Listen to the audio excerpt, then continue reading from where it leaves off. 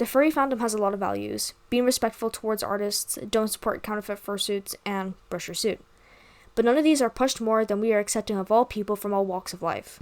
We were the skinny kid that never really got picked at recess. We were the fat kid that may have been picked on a little bit too much at school. We were that brainy kid that everybody wanted to cheat off of, but nobody ever wanted to invite to parties. While in theory this is good, but when put into practice, things can get easily complicated and muddled. Today I'm gonna be showing you how to become a meme.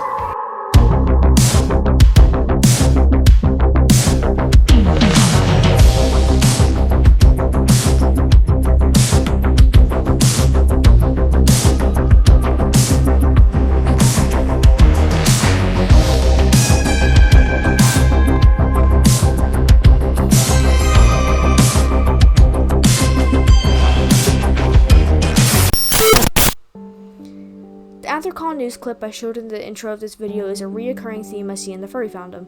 People who have been outcasted for their quirks or differences flock to the fandom to seek refuge from the torment they may receive from the outside world. I am no exception. I grew up bullied and not being liked by my peers as I was loud and had a lot of interests that were unpopular among my peers, like bands, my distinctive interest in anthropomorphic art, and wolves. I also grew up very sick, with my asthma, and even in some cases being in and out of the hospital in the serious cases. My mental health started to go downhill when I was a teenager instead of my asthma having a grip on me. I was being bullied, I developed anorexia, getting bullied again, getting diagnosed with social anxiety disorder, coming to terms with me being transgender and bisexual. I could go on and on about how much my teenage years fucked with my head, but I digress. I always grew up with the label of being the weird one, so finding a fandom where 1. Had my interests at heart with my love for anthropomorphic artwork, and 2. Prided itself on being welcoming to all, and especially ones who were outcasted like I was. This really appealed to me at the time. Finding acceptance is something I needed at the time, and honestly, it's not something that is uncommon with the community as I've mentioned previously. The only thing is, once someone reaches these few levels into the fandom, is where they branch off into their social circles. From face value, the message the fandom portrays of it being super supportive and welcoming is a good thing, and as I said, it's one thing that appealed to me. The thing is, how much of this is actual acceptance, or is it something sinister? This acceptance could be genuine, or it could just be used as a lure into something much darker than anticipated. The real answer is by who is saying it, and are their actions reflecting that, because it can be used as a lure to a much darker route, as I said. This veil of acceptance can go 2 ways, constructive or destructive.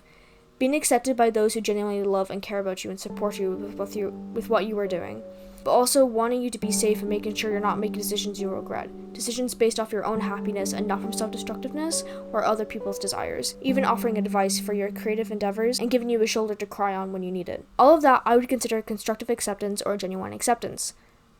But then there's justified acceptance. Being accepted only under terms and conditions. As long as you're part of this friend circle, you'll be accepted and loved for who you are. Meanwhile, allowing you to indulge in self-destructive behaviors, introducing you to bigoted and sick ideologies, and overall leading you down a spiral of darkness, meanwhile having no regard for your well-being. The only thing keeping you there is the "we accept you, we love you" message. Something many of us have been longing for, and this is probably the only time you felt this. But the thing is, it's not what it says in the tin. It's a lie. A lie so malicious and disgusting, and it's just a manipulation tactic for some others' needs of power and to feel in control of a social circle. The fandom has a massive influx of those who have been shunned or outcasted by those previously, or hell, have been in abusive situations. They cannot tell the difference between these 2 forms of acceptance.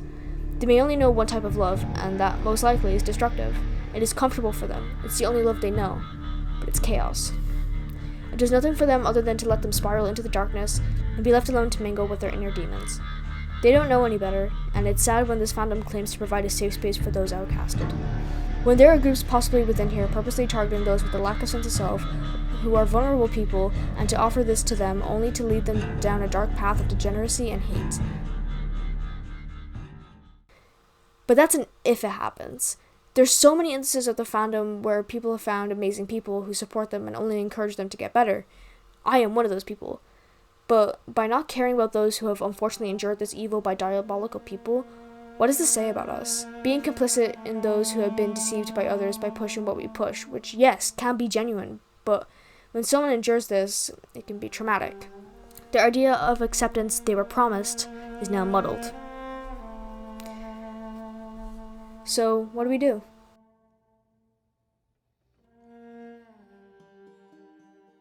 It's easy to feel overwhelmed and feel helpless. First off is research, tracing people's steps if you have that knowledge, of course. See if this is a reoccurring theme for them. Do research on the group they may be trying to add you to, and be sure to research other members associated with them. Promote and bring awareness to posts warning others of groups, individuals, or signs they may be being manipulated. I also do want to say that, of course, this isn't a fandom-based issue. In fact, something like this can happen to you just walking down the street. It's just that fandom seems to have a massive influx of vulnerable people, and this message can be twisted by evil people within here. The far right will watch somebody at school getting bullied, and at that pinnacle moment, when they're actually at breaking point, that's when the far right step in and offer salvation. If somebody accepts that, they're not racist, but they are getting involved in something which will then change their life, and then that vulnerable individual then is trapped. Newspapers are a great tool. What often we would do is we would take a newspaper and then sit in the pub and then start talking to people. It could be about immigration, it could be about things like crime. You'll use those stories to show that something's wrong with the world. What you do then is start buying people alcohol or food, and all of a sudden that group then develops. And from being a simple comment in the newspaper, you're now recruiting 5 people in a local area, and then after that's done, you'll move on to the next village or the next town and start again. But even then, this thread of acceptance does leak into other areas and parties of the fandom. Since the fandom has this super welcoming policy, there seems to be very little pushback on certain types of people joining the fandom who are undesirable, to say the least, with what they believe in or the actions they partake in. Considering this is something the fandom prides itself on, I feel like some furries feel like, no matter what, they should always be the super happy, smiley, welcoming furry, even to those who don't deserve it. To be like the stereotypical pun-telling furry, the wolves in sheep's clothing, even those they wouldn't suspect, like the fursuiters, furry YouTubers, or furry artists they may look up to. They want to believe in the second chances that these people they look up to in the fandom they love so much, as the fandom gave them a second chance that they didn't get from those around them. They want to believe they aren't these bad people because the fandom is so nice and accepting. The problem is, when is it being forgiven, or just being an idiot living in ignorance? When the evidence is easily accessible that yes, this person did this horrible thing, for those who want to believe in the second chances for their favorite popular, some people would put it, it's choosing to live in pure ignorance. You are complicit by not looking at the evidence and continue to let them wander free here with no repercussions for what they have done.